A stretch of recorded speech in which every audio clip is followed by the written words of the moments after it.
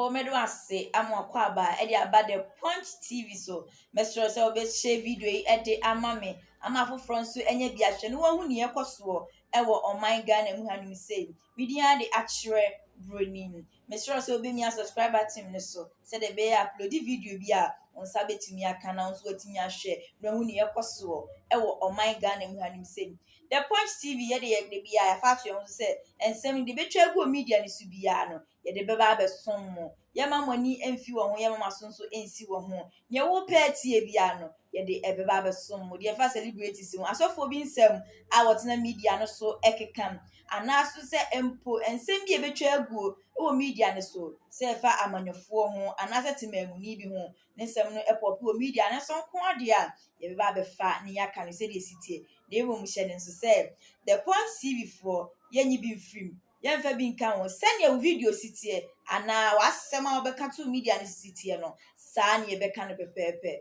Mr. like video yi share comment efa mamme. And I'm sure that when Cabinet has approved it, it will be laid in Parliament. And when it's laid in Parliament, as a parliamentarian, the normal action is to refer it to the committee responsible. And I'm hoping that when that bill is referred to the committee responsible, it will do the proper stakeholder consultation so that we all can be on board. Because if you're making fundamental changes to our educational system, I think that parents, teachers, and everybody who has a stake in education must be involved. I don't know, we are just hearing rumors, and as long as we haven't seen the bill, you cannot say if they are authentic or not, but I think some of the things I've heard is to fuse the JHS and the SHS together. That is a very fundamental move. And so if you're going to do that, what will the impact be? What do teachers say? What do parents say? What do students say?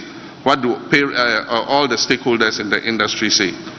There are rumors that BEC will be cancelled, and so it's just rumors we've heard. Until we see the bill itself, we cannot make any determination. But like I said, I will support any bill that goes to improve quality and sustainability of our free SHS.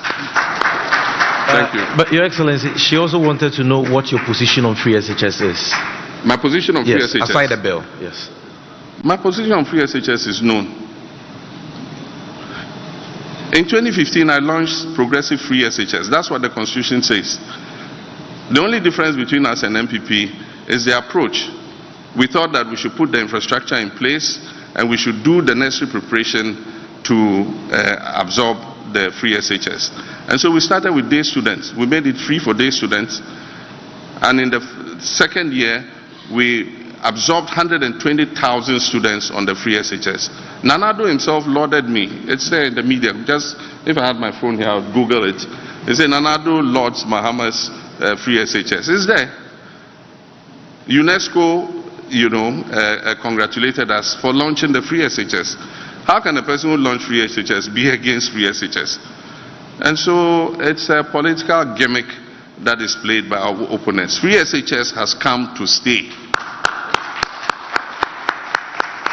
And nobody can roll it back. All we're saying is, let's improve the implementation. Let's take away the bottlenecks. Let's work to abolish the fast track. Let's be able to feed the children better by decentralizing the school feeding, the free SHS school feeding program. So those are all the kinds of initiatives we're thinking about. But we can only take that decision if we come together as stakeholders and discuss freely the challenges that it faces. Today, there is not the environment for a free discussion of free SHS. Ask any teacher or headmaster. If they make comments adverse to the conditions and implementation of free SHS, they are either sacked or they are transferred to Siberia. And so we must change that. We must free them to be able to come up and talk about it and discuss free SHS and how we can improve it. My commitment is to improve it. And so that political gimmick, if he comes, he will cancel free SHS. And I've seen some Osofutu going around and repeating the same thing. I don't know if he's, I don't know who he is, but he's also gone around repeating that same tired, hackneyed, political propaganda. I am committed to free SHS. I was the one who launched free SHS in this country, and free SHS has come to stay. Thank you very much, Your Excellency. Ladies and gentlemen, we'll be going for the second round. Aniampofo, my good brother Shadov is also here. So kindly bring the microphone here. I see Miss Ami here. I see Kwame Menka. Then I will take 2 here, so that will be 6. So let's start with Aniampofo of Metro TV. Kwame, you're seated at the wrong place. Okay. Thank you. Good evening. Thank you, Mr. President. So my first, I'm limited to 1. All right. Annie, can you increase your volume? Okay, 24-hour economy. So if you check the global countries that are practicing 24-hour economy, it includes USA, Canada, France, UK, Singapore, and the rest, Germany. All those countries are in the Western developed world. I'm just wondering, I checked the statistics with the France implementation, and I think one of their cardinal challenges has to do with labor. So they are largely relying on imported skilled labor now, and it's a great challenge in that country. And I'm wondering how it came to you that Ghana, being an African country, can practice a 24-hour economy compared to these developed countries, and how are we going to be able to implement it to meet the standard of implementation by developed countries where we are actually not yet? Thank you very much. I see that Pakwesi, I'll come to you. All of you, I'll come to you. But I see the gentleman by your hand. It's only fair that I allow that gentleman to ask his question. So let's take him. I'll come to you. Thank you, Your Excellency. My name is Felix Nyaba. I work with Express News. Your Excellency, your critics, especially your political opponents, says that you and the NDC cannot boast of any social intervention policies. Will you mind share with us what have you done on this social intervention policies in this country? Thank you. Shandov, bring the microphone to the front. The man in that colorful bow tie. Yes. Good evening, Mr. President. My name is Pakwesi Shandov. I work with Wesleyan Television. This is my question. When the NDC won the 2008 elections, they were caused by a section of the party, and indeed, the party's founder for the government of the day to be tougher on past corrupt officials. But it appeared that under the impression of Father for All, your late boss, Professor Mills, was lenient, and indeed you've also been accused of that same leniency, if I have to put it that way. But years down the line, I'm inclined to ask, have you delivered yourself from that spirit of leniency? And and if you have, what are the first 3 allegations of corruption that you would probe if elected? I mean, on my paper, there's a plethora of them, but in your books, what are the first 3 that you would probe? Thank you very much. Let's go to the middle lane. Miss Ami here. Then I'll come to you, Wisdom. I'll come to Wisdom. Then we'll go to the fire. Okay. Good evening, Mr. President. I am Sewami and I work with the EIB network. So, Mr. President, at a gathering of NDC lawyers somewhere in September last year, you urged them to aspire to become judges so that you can appoint them to bring a balance to the judiciary, which you have termed as an NPP-inclined judges. I want to know if you still stand by this position, and if by this you mean that if you become president, you will appoint NDC sympathetic judges or promote them to become judges even at the Supreme Court. Thank you. Thank you very much. Wisdom, middle lane. I'll come to the last lane. Okay. My name is Wisdom Hedejumi. I work with the XYZ Broadcasting Limited. Mr. President, clearly you have just 1 term, and that will make you unaccountable. I remember very well in your interview with the Voice of America, you indicated that 1 term, which is 4 years, was not enough for any president to make any meaningful impact. So does the position still remain, or can you tell us that would that 4 years be enough for you to fix the economic mess you've been complaining about.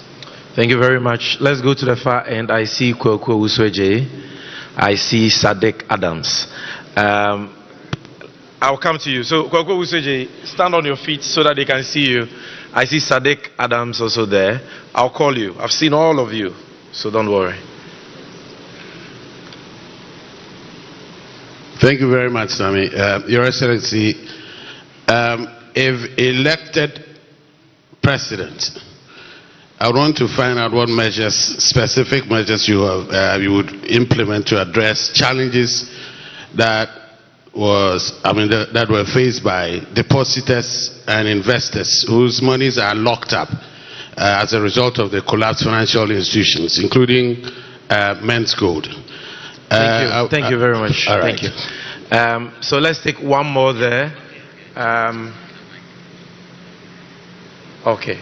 There is one just by you, the gentleman who is sitting just by you, yes. Good evening, Your Excellency. My name is Blessed Sugan. I work with Joy News. Based on your success in the 2024 general elections, you would not just be the executive president of the Republic, you would also be the commander-in-chief of the armed forces.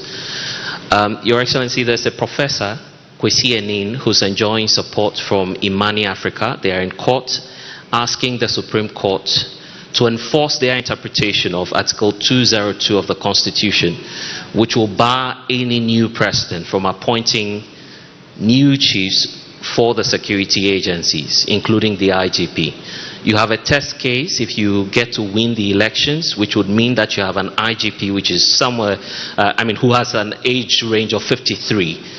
Mr. President, what's your personal opinion on, the security of tenure for such persons, and will you be willing to work, for instance, with the current IGP if you're elected president? Thank you very much. So that brings us to the end of this set. We have 6 questions. Your Excellency, we are all ears.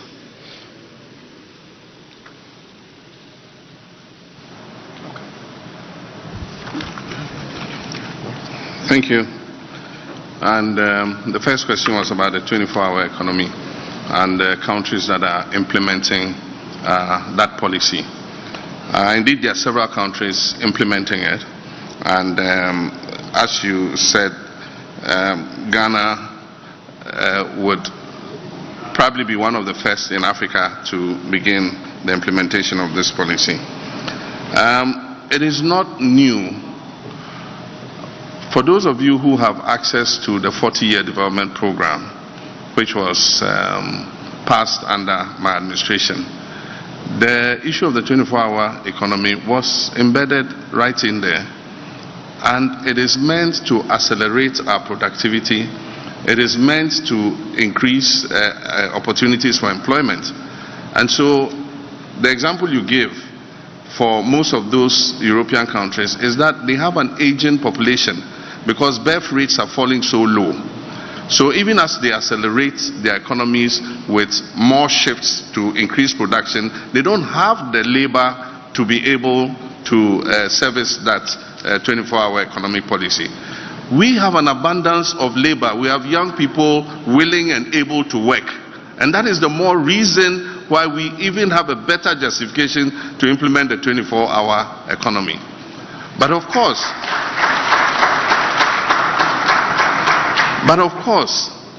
there are people who come and say, oh, but there's 24-hour economy already. There are some businesses that are working 24 hours.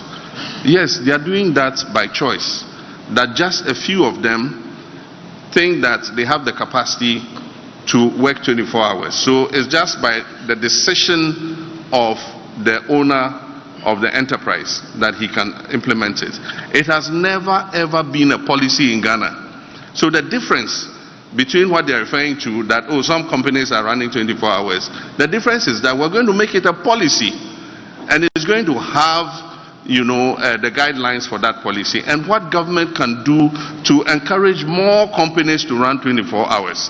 That is a simple thing. And so we say we're going to bring a 24-hour economic policy. But we've never had a policy that regulates and guides how we can incentivize companies to do 24 hours. And I said that one of the things we'll do is give them tax incentives. Because one of the things that adversely obstructs businesses in Ghana is our high taxes. And so if you give some of these companies a tax break, it will encourage them to pump more into production so that they can employ more people. And so that's what we also have the issue of safety. Because if companies are working in the night, you must guarantee that they are safe to work. And that is an obligation of government. You don't expect the companies to go and hire security people to come and guard them so that they can work. Government must make sure that it creates a safe environment for the 24-hour economic policy to work. Aside from that, transportation.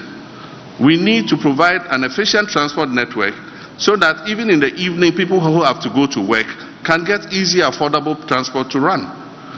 And that's why we imported the Ayalolo buses, which today are parked in some graveyard. They were never utilized. Government said they didn't have the money to implement it. But it was a combination of interest between government and the private sector. And so GPRT and all of them were involved. And it was going to run as a bus rapid transit system so that people could catch buses to and from work at whatever time that they close. And so when we come, we're going to revamp all those bus rapid transit systems and buses. Why the 24-hour economy works in some of the developed countries is at any time of the day or night when you go to a bus stop, you get a bus to transport you to work. And so government has some obligations under the 24-hour economy. There are many places that we can easily change into a 24-hour economy mode. The judiciary announced recently that, judges are going to sit later than they have done. And so it will mean that people have access to justice better than if they sit the normal time that they sit. If you go to the ports, when the ships come, even at night, the cranes are working and offloading the containers. But why can't I go and clear my container at night? Do we need more customs officers? Yes. Must we get more bankers so that we can make our payments and clear our goods even at night? Yes. And so there are things that government can do to make the 24-hour economy possible. Government has its obligations, and we are going to make it a policy so that the private sector can come on board and be able to do so. People talk about demand. The demand is there.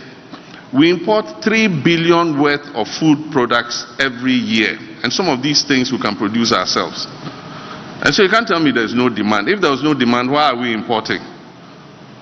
If there's no demand for vegetable cooking oil, why are we importing vegetable cooking oil? It means that the demand is there. And so if we can increase productivity, we can meet the demand, our domestic demand. But apart from that, we've been giving the advantage of the African Continental Free Trade Area. It says register your brand. As far as I know, Ghana has registered 70 products that it intends to export tariff-free into other countries. We can increase the number of products that we're exporting by increasing demand. We have pharmaceuticals. We have a developed pharmaceutical industry. When I was in government, I gave them money to expand their production to Binko, NS Chemist, Dan Adams, all of them. They have the capacity to increase production and work 24 hours, both to feed domestic demand and also for export. And like I've said somewhere else, we're going to use government's financial muscle to help Ghanaian-owned companies, Ghanaian-registered companies.